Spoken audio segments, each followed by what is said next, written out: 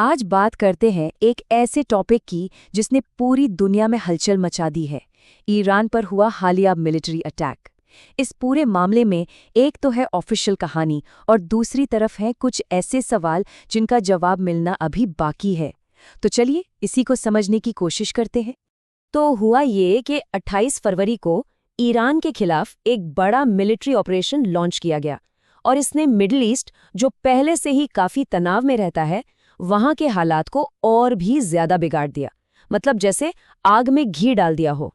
जरा इस टाइमलाइन को देखिए, सब कुछ कितनी तेजी से हुआ। दोपहर 2 बजे पहले हमले की खबर आती है और सिर्फ 2 घंटे के अंदर शाम 4 बजते बजते ये आग कतर, बहरीन और कुवैत तक फैल चुकी थी। मतलब पलक झपकते ही पूरा इलाका जंग की चपेट में आ गया था। शुरुआत में तो जो खबरें आ रही थीं वो काफी कंफ्यूजिंग थीं। एक तरफ अमेरिका ने इस ऑपरेशन को नाम दिया ऑपरेशन रोरिंग लायन, दूसरी तरफ ईरान का दावा था कि उसने 125 से भी ज्यादा मिसाइलें दागी हैं। और इन सब के बीच साउथ ईरान में एक गर्ल्स स्कूल पर हमले जैसी बहुत ही परेशान करने वाली खबरें भी सामने आईं। फिर सऊदी अरब भी इसमें कूद पड़ा, अमेरिका का साथ देने का ऐलान करके। बस यहीं से ये साफ हो गया कि ये मामला अब और भी बड़ा होने जा रहा है। तो सवाल ये उठता है कि इतने बड़े अटैक को जस्टिफाई कैसे किया गया, इसकी ऑफिशियल वजह क्या बताई गई। चलिए अब जरा उस कहानी को देखते हैं जिसे एक नेक मिशन के तौर पर दुनिया के सामने रखा गया। सबसे बड़ा कारण बताया गया सेल्फ डिफेंस। प्रेसिडेंट ट्रंप का बयान देखिए। उन्होंने कहा, हमारा मकसद ईरानी शासन से पैदा हो रहे खतरों को खत्म करके अमेरिकी लोगों को बचाना है। मतलब साफ था, इस पूरे ऑपरेशन को एक जरूरी और जायज कदम के तौर पर पेश किया जा रहा था। और फिर इजराइल ने एक बहुत ही स्पेसिफिक टर्म यूज किया, प्रीएम्प्टिव स्ट्राइक। अब इसका मतलब क्या है? इसका मतलब है कि आप ये कहकर हमला करते हैं कि सामने वाला पर हमला करने ही वाला था और आपने उसे रोकने के लिए पहले ही एक्शन ले लिया। तो ये भी एक तरह से सेल्फ डिफेंस वाली ही बात हो गई। लेकिन यहीं से कहानी में ट्विस्ट आना शुरू होता है। जो सोर्स मटेरियल हम देख रहे हैं वो इस ऑफिशियल कहानी पर तुरंत सवाल उठाना शुरू कर देता है और इसमें कई ऐसी बातें हैं जो आपस में मेल नहीं खाती। सबसे पहला सवाल तो इसी प्रीएम्प्टिव वाले दावे पर उठता है। सोर्स का एनालिसिस ये कहता है कि भाई अमेरिका तो महीनों से ईरान के आसपास अपने वॉरशिप और फाइटर जेट्स इकट्ठा कर रहा था। ये सब तो खुलेआम हो रहा था। तो फिर ये हमला सरप्राइज या औचक कैसे हुआ? अगर आप दुनिया को दिखाकर जंग की तैयारी कर रहे हैं तो उसे प्रीएम्प्टिव कैसे कह सकते हैं? और बात सिर्फ इतनी ही नहीं है, डिप्लोमेसी का क्या? एनालिसिस ये भी बताता है कि हमले से कुछ घंटे पहले ही ओमान के फॉरेन मिनिस्टर ने कहा था कि ईरान यूरेनियम एनरिचमेंट रोकने पर राजी हो गया है। ईरान के अपने फॉरेन मिनिस्टर भी कह रहे थे कि अमेरिका से बातचीत में अच्छी प्रोग्रेस हो रही है। तो सवाल फिर वही है, अगर बातचीत से हल निकलने की उम्मीद थी तो फिर अचानक ये मिलिट्री एक्शन क्यों लिया गया? अच्छा, एक और बड़ी अजीब बात है, अमेरिका और इजराइल ने पिछले साल भी तो ऐसा ही एक हमला किया था और उसके बाद दावा किया था कि ईरान के न्यूक्लियर ठिकानों को तबाह कर दिया गया है। तो सोर्स का सवाल बिल्कुल सीधा है, अगर खतरा पिछले साल ही खत्म हो गया था तो इस साल फिर से उसी वजह से हमला करने की क्या जरूरत पड़ गई?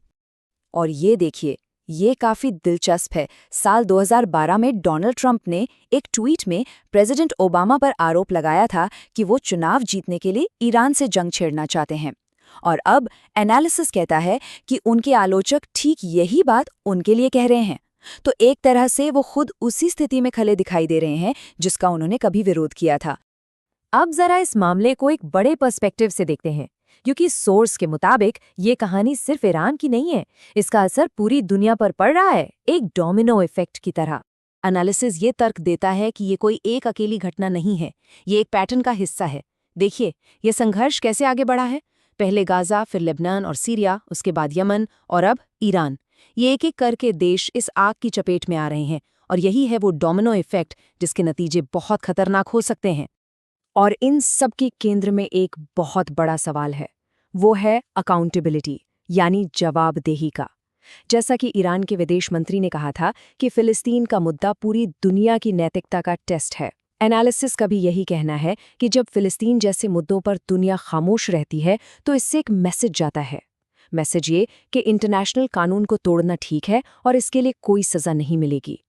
तो इसका असर सिर्फ जंग के मैदान तक ही सीमित नहीं है, इसके नतीजे बहुत दूर तक जाएंगे।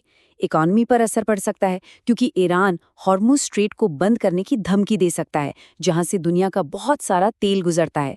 कानूनी तौर पर ये यूएन चार्टर को कमजोर करता है और जियोपॉलिटिक्स में ये एक बहुत खतरनाक ट्रेंड सेट करता है कि कोई भी ताकतवर देश बिना किसी सबूत या आम सहमति के किसी पर भी हमला कर सकता है। इससे बाकी देशों को भी अपनी सुरक्षा की चिंता होने लगेगी। तो अब आते हैं इस विश्लेषण के सबसे अहम हिस्से पर कि ये जो दूर देश में लड़ाई हो रही है, इससे किसी भी आम इंसान को क्या फर्क पड़ता है, ये हमारे लिए क्यों जरूरी है। सोर्स का एनालिसिस एक बहुत ही पावरफुल सवाल पूछता है। सोचिए, अगर ग्लोबल लेवल पर देशों के बीच कानून और नियम ही खत्म हो जाएं, तो फिर हमारे अपने शहर या मोहल्ले में कानून का राज कैसे बचेगा। तर्क ये है कि जो सिद्धांत दो देशों के बीच शांति कायम रखते हैं, वही सिद्धांत हमारे समाज को भी एक साथ जोड़कर रखते हैं। तो सोर्स का जो मुख्य तर्क है वो ये है कि ये लड़ाई असल में आतंक के खिलाफ नहीं है, बल्कि ये नियमों पर आधारित व्यवस्था के खिलाफ एक लड़ाई है। आतंकवाद और लोकतंत्र जैसे शब्दों को एक बहाने की तरह इस्तेमाल किया जा रहा है, उन सिस्टम्स को ही खत्म करने के लिए जो असल में सभी देशों की सुरक्षा के लिए बनाए गए हैं। तो आखिर में ये विश्लेषण हमें एक बहुत ही बुनियादी सवाल के साथ छोड़ जाता है। क्या ये वाकई किसी खतरे को खत्म करने की जंग है, या फिर ये उन नियमों पर ही हमला है जो हम सबकी हिफाजत के लिए बनाए गए हैं। ये एक ऐसा सवाल है जिसका जवाब इस संघर्ष के पीछे की असली नीयत और इसके लंबे समय तक चलने वाले असर को समझने के लिए बहुत ज़रूरी है।